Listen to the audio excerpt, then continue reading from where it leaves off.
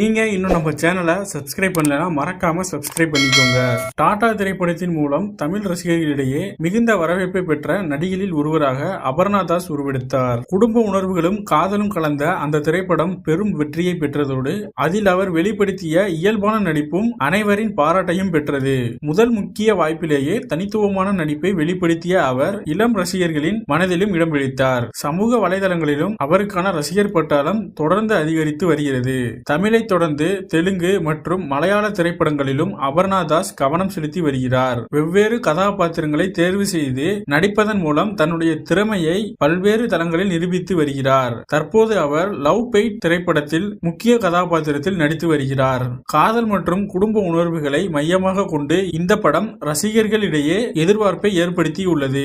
படப்பிடிப்பு பணிகளும் இறுதி கட்டத்தை எட்டியுள்ளதாக திரையுலக வட்டாரங்களில் தகவல்கள் வெளியாகியுள்ளன. சமீபத்தில் நடைபெற்ற ஒரு நிகழ்ச்சியில் கலந்து கொண்ட அபர்ணா தாஸ் தனது திரைப்பயணம் குறித்து மனம் திறந்து பேசினார். அப்போது டாடா திரைப்படம் தனது வாழ்க்கையில் முக்கிய திருப்பு முனையாக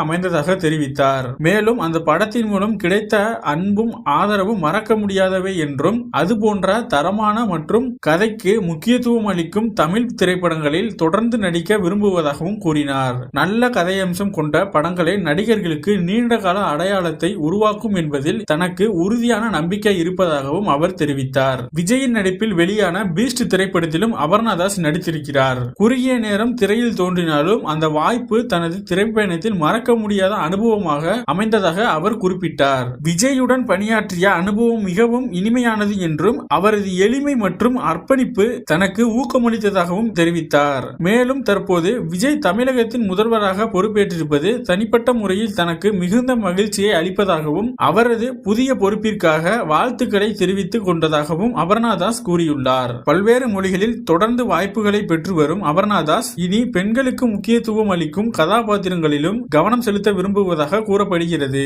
வணிக அம்சங்களுடன் தரமான கதைகளையும் இணைக்கும் படைப்புகளில்தான் தொடர்ந்து நடிக்க வேண்டும் என்பது அவரது எண்ணமாக உள்ளது.